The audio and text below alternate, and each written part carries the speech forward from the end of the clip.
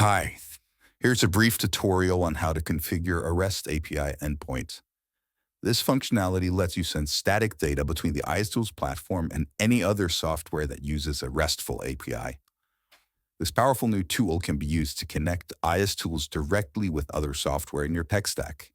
Pretty neat, huh? In this tutorial, we're going to take a look at two examples. First, we will demonstrate a very basic example where we use a public API to load images from an existing database. Then, we will create an endpoint to DeepSeek's LLM that will allow users to use a form to post text questions and receive an AI-generated response in formatted text. This GitHub repository contains an exhaustive list of public APIs divided into categories. You can find a link in the description below. Any of these APIs can be configured to work with IceTools.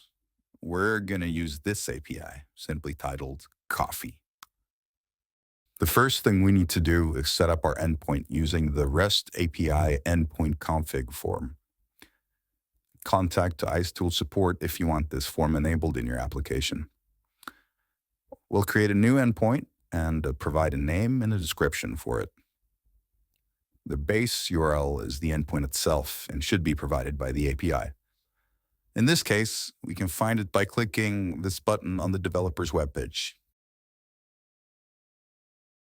Some APIs require specific headers for an API call to work.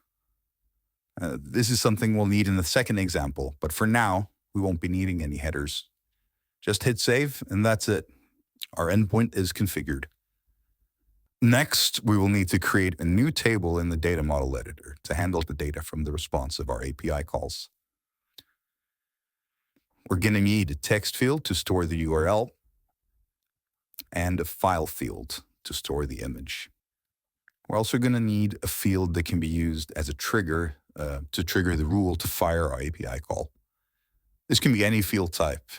We're going to use number. Lastly, let's not forget to set the record name policy to generated series.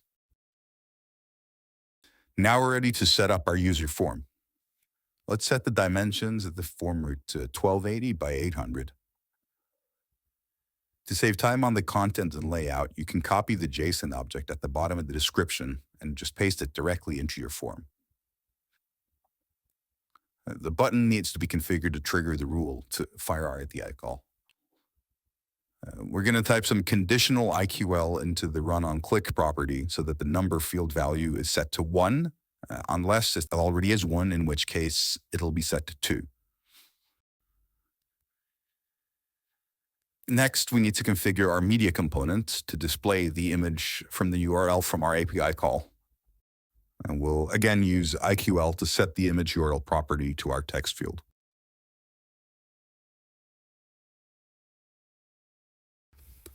Now we're ready to create our API call. In Rules Manager, we'll create a new group for our API and a new rule. We'll use the number field with the changed keyword as a trigger. In a run IQL action, we'll set the value of our text fields to the results from our API call.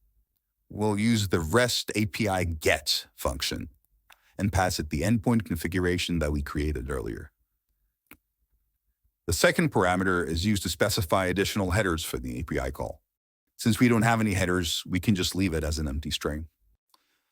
Now, since we don't want to store the entire JSON object in our text field, we can use the parse JSON function to help specify what part of the JSON to extract.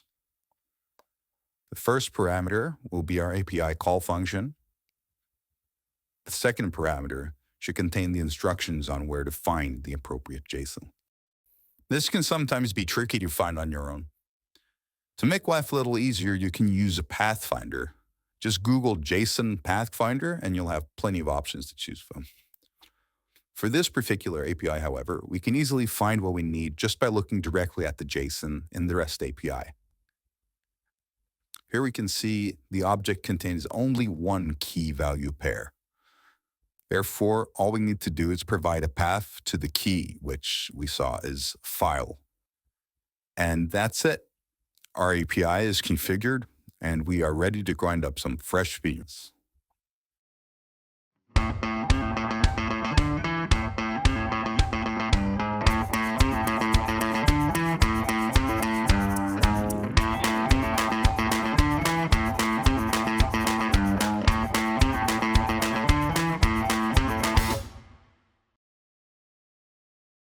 Now that we've had our coffee, it's time to get serious. The next example will require that you sign up to DeepSeek's API Platform in order to generate an API key. While signing up is free, you'll need to purchase tokens to make API calls to DeepSeek's LLM. Head over to platform.deepseek.com/sign_up and create an account.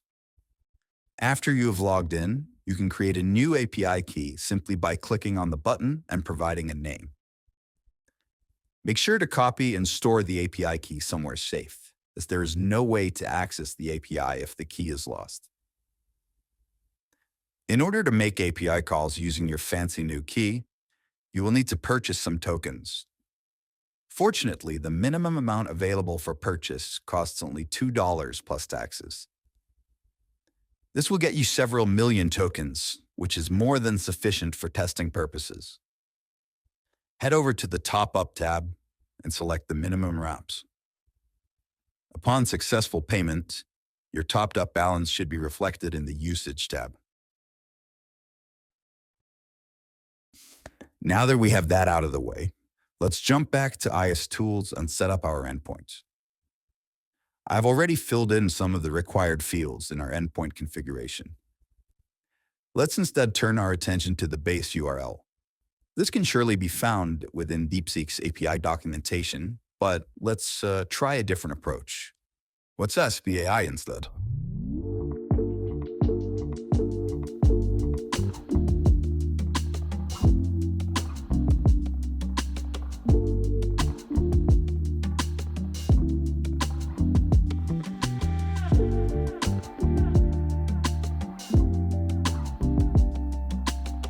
Okay, it looks like there's a root URL and a URL for a full endpoint to the chat. We need the latter since we want to interact with the AI chat via our endpoint. Now let's move on to headers. The headers required, if any, will vary from API to API. In our previous example, as you may recall, it required none. This time, let's get what we need by asking the AI again.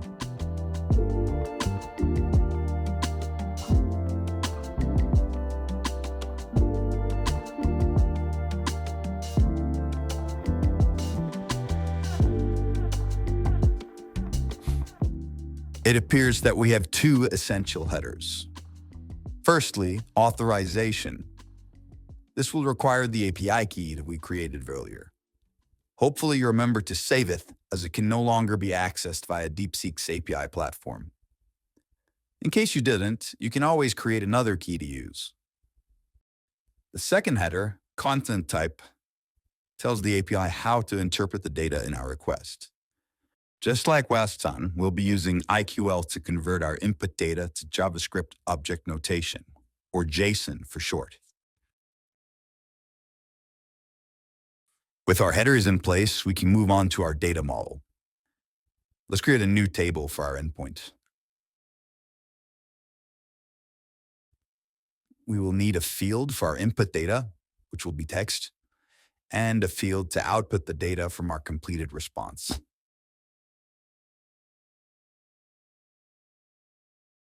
We'll use a note field so that the text can be formatted using Markdown. Once more, we're going to set our record name policy to generated series. Next up is our user form. In Form Designer, we'll create a new form with the dimensions set to 1280 by 800. If you want to save time on styling and layout, feel free to copy the JSON for the second example in the description below and paste it into your form. In order to make our form more user-friendly, we're going to use an IQL parameter to set the read-only property for the input field.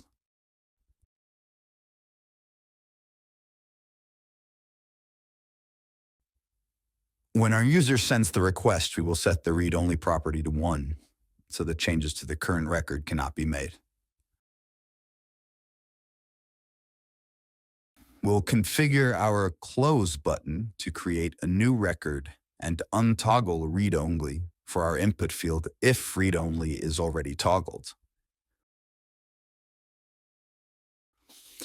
And if it isn't, we will just clear the input field by setting its value to an empty string instead.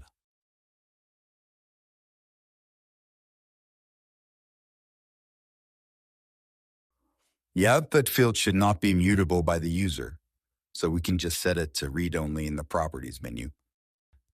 All right, hopefully everything has been fairly straightforward so far. This next part is where things might start feeling a bit unfamiliar. Open Rules Manager. In a new rule, within a new rule group, we'll use the created keyword with our DeepSeek query record table to trigger our API call. In the Run IQL field, we'll define a parameter with the let keyword and store the data from the user's input field.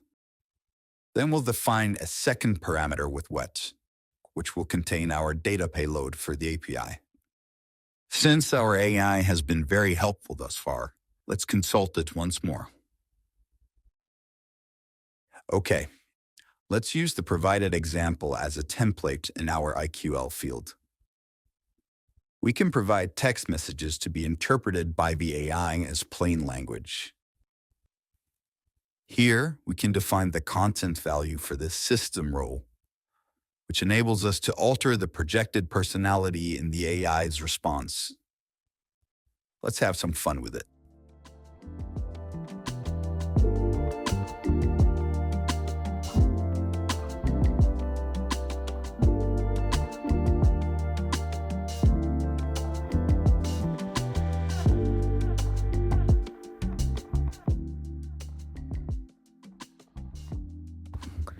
Next, we'll provide the content for the user role. This will contain the user's input data. We'll concatenate the data with another string using double pipes. In this string, we will use plain text to specify how the AI should respond to the user input. We can tell it that we want an answering markdown. We can ask the AI to alter the style and layout. Or we can ask the AI to append or modify the content from our user.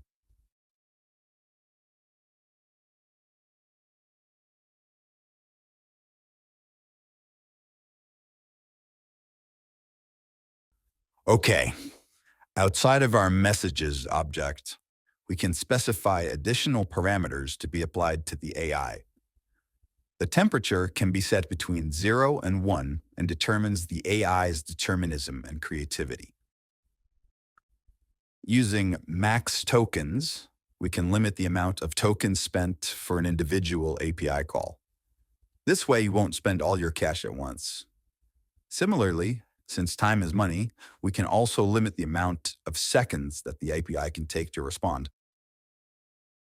Frequency penalty will determine the AI's inclination for repetition within its response. The stream parameter determines whether the AI's response comes as a single JSON object or in multiple chunks. This parameter will be set to false since IQL currently doesn't support the functionality to handle the data as chunks. But please let us know at istools@support.com if this would be of interest to you in the future. Lastly, we need to set our output fields to the response from the API call. We'll use REST API post since we're sending data through the API. The first parameter will be our endpoint, which will include the header specified within the configuration form. The second parameter is for additional headers that might be specific to this particular API call. We can just leave it as an empty string. The third parameter will contain the JSON object that we defined as payload. Okay, let's set our rule to active and hit save. Now it's time to test to see if our API configuration works. We'll head to the user form and type an input for our API call.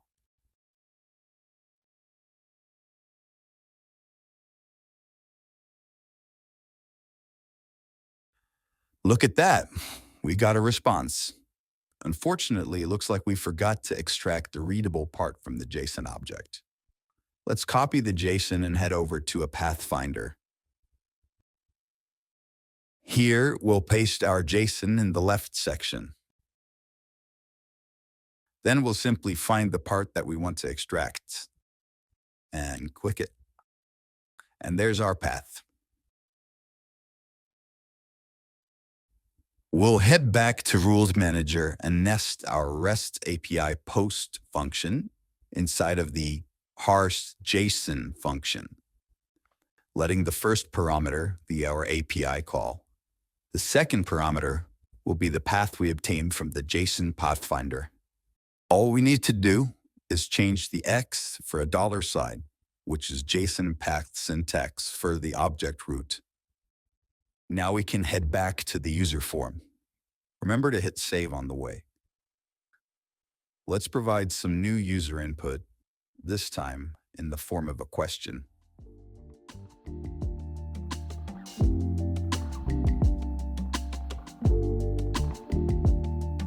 Eureka! We have successfully configured an API to integrate a functioning AI chat interface directly in our user form. Well done. Thank you for watching. Feel free to like and subscribe to our YouTube channel. And please let us know if you'd like to schedule a personal tutorial or a live demonstration, or if you have a request for another tutorial. IS Tools, digital empowerment for your workforce.